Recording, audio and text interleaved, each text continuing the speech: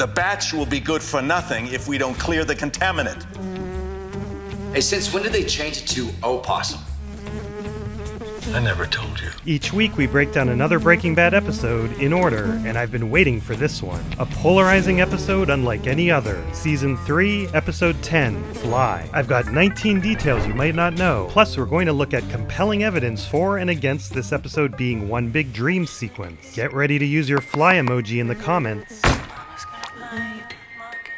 Skyler's singing is taken from the Phoenix episode in a moment Walt will talk about later. This is the only episode of Breaking Bad that Skyler isn't in. It has the shortest teaser lasting only 31 seconds. And in a full circle moment, they found this close-up fly footage on YouTube, although they did reach out to the videographer and paid for the original.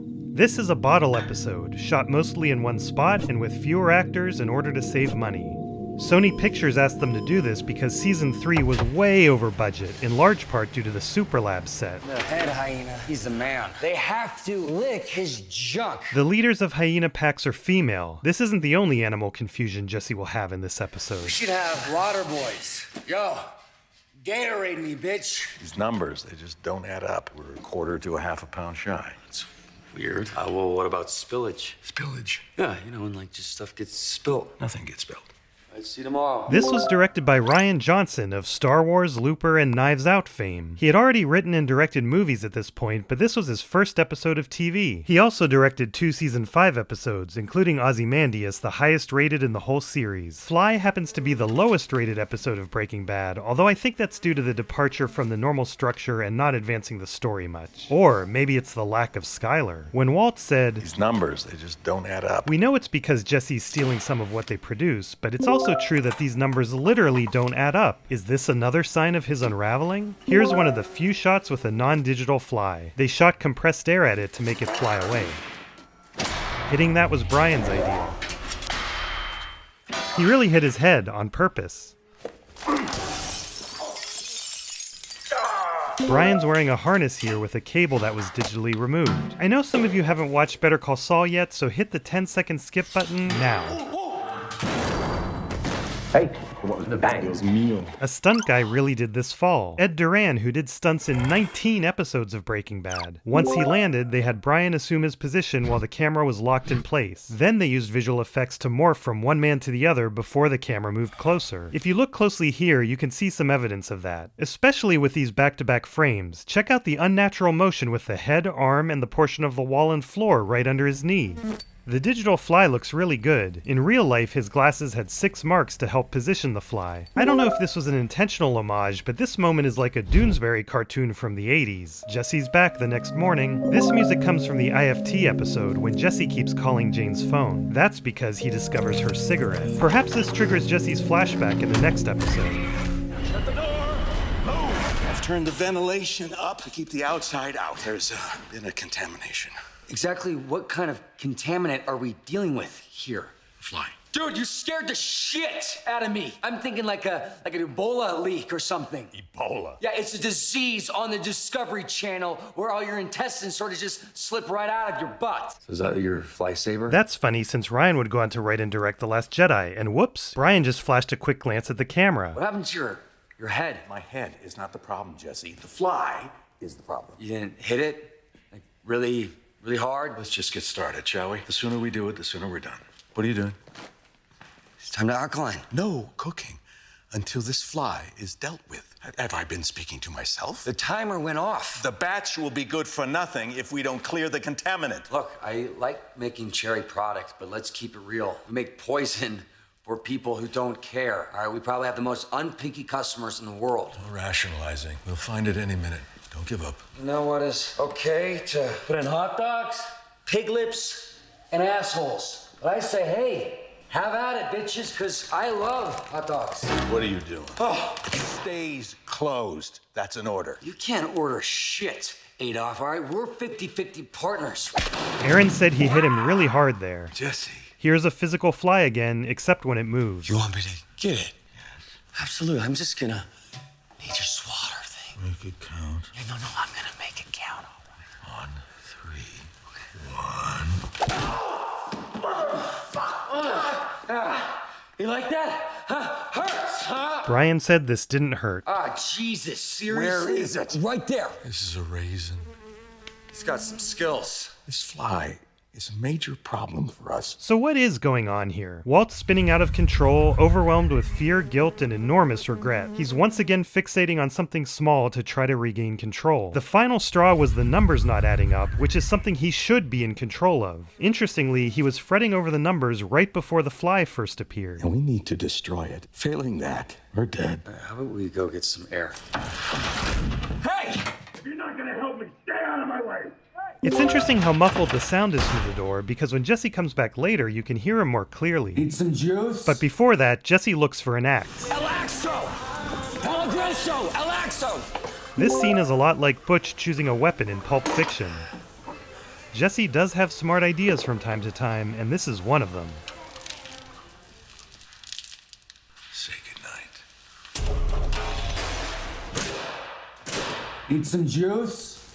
Non-toxic glue strips. We hang them up all over the place, we won't be able to resist. I sure hope we have enough. And this scene, along with a whole episode's plot, is similar to a play-turned-movie called Bug. Okay, either you don't grasp the situation or you're just fucking me over. The plot also has similarities to an episode of The X-Files co-written by Vince, and I'd be remiss if I didn't point out that Bryan had a showdown with a bee in Malcolm in the Middle. How long do you think you've been awake? Why do you keep asking me that? Figure, you could use some coffee is all. They came up with the name Somatol so they wouldn't have to get clearance for a real brand. Rian Johnson's family on set joined in on a naming contest to come up with that. You ever have like a wild animal trapped in your house? Not that I can recall, no.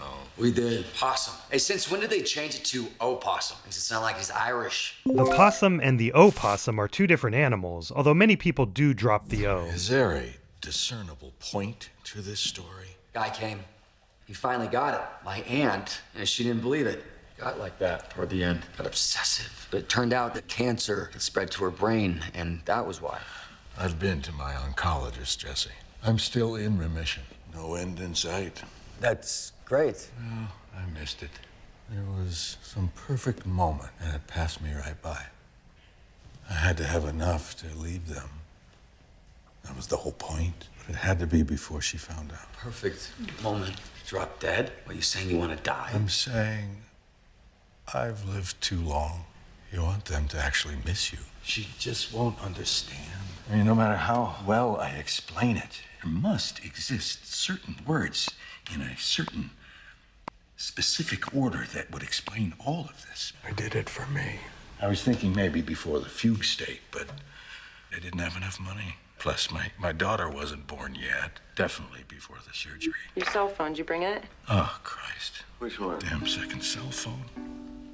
Oh, I know the moment. It was the night Jane died. I never told you. We stopped at a bar. The stranger turns out to be Jane's father. Jane's dad. Think of the odds. And he said, never give up on family. And I didn't. I took his advice. What is it telling us when on the very night that this man's daughter dies, it's me who's having a drink with him? Hey. That was the moment.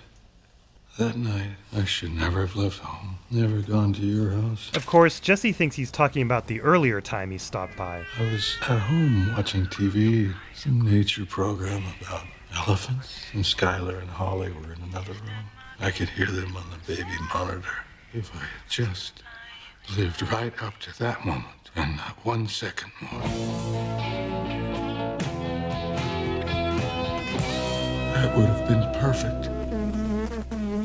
This shot is mirrored, which becomes more obvious when you flip it right side up. Besides various items and facial features being flipped, the Evaporator #1 label is backward. He's not coming down. He's staying up there forever. What are you doing? I'm gonna get that bitch. No, you're gonna break your neck. Here, Aaron was also wearing a harness with a cable that was digitally removed. Plus, the ladder was bolted onto the cabinets under it.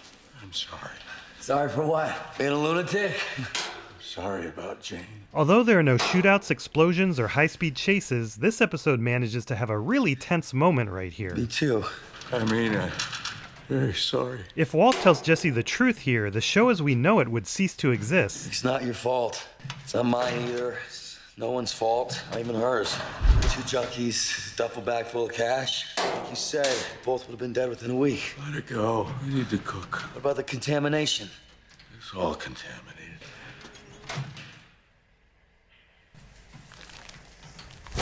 And here's that third use of the expensive slow-motion camera this season. This is one of the physical fake flies, which is very realistic. Somebody got got, yo! You see that, Mr.? You okay getting home? Yeah, better. I couldn't chance saying it inside. That half a pound. Now, I'm not accusing you. I didn't take shit. I won't be able to protect you. Who's asking you to?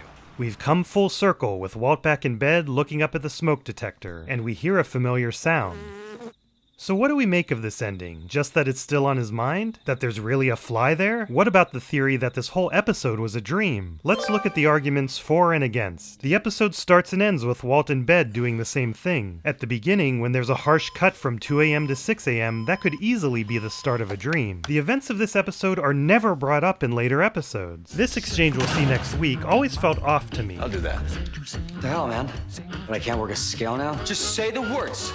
You think I'm stealing? Because I don't think that's how Jesse would react after they already had this episode's conversation about it. Ryan's interesting shots, like the fly's view and even the brush's view, add to the surrealism. This could have double meaning. Have I been speaking to myself? The shirt Jesse wears on day 2 is the same one he wore when Tuco kidnapped them. Would he really ever wear that shirt again? Or is Walt subconsciously projecting danger onto the situation? Furthermore, Vince specifically wanted Jesse to wear that shirt in this episode. Why? If Walt is hallucinating a fly here, it supports the whole thing was in his head. Or, if this fly is real, maybe that's what triggered the dream about the lab fly. Looking at inspirations for this episode, that Bug movie repeats its opening shot at the end, and it's unclear if the events of the movie are real. The title and events of that X-Files episode imply that the fly there is a hallucination. What about the script? Can we get any clues from it? The ending shot does specifically call out same as before. Only now, Walt is sleeping, his demons banished back into his subconscious, as if prodded by nightmares.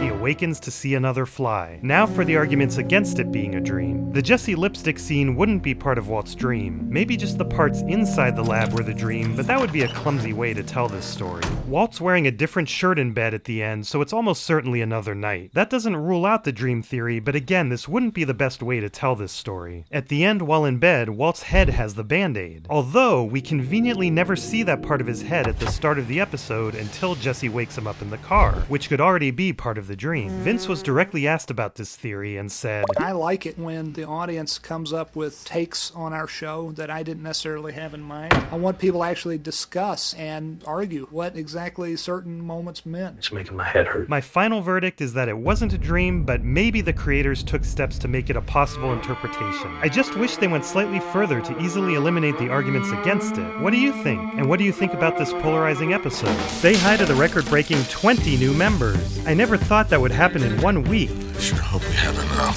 Lopey, EM, Junker, Cooch, Jensua, Bedge, Phasewalk, Wisemonk, Gorillaman 219, Fluffy the Little Wolf, Adam LaPrade, Gennaro Cascaller, Ikwo, Ronnie, City of Ruin, Razzo, Magnus Casius, Rubbans, Mickey, and Stormmugger. And shout out to Chintuples, whose profile pic fits right into this episode. We gained a lot of animals this week, even Poor Performance Indeed, whose picture changed to a cat. Shout out to the members who've been here 2 to 5 months, like Cartoonist Zando and Hero. And look at these heroes who've been here for 6 months or more. I'm so grateful for everyone's support, whether you're a member, subscriber, or just occasional viewer. Although please do subscribe, that way you won't miss next week's video, which probably has the most confusing scene in Breaking Bad.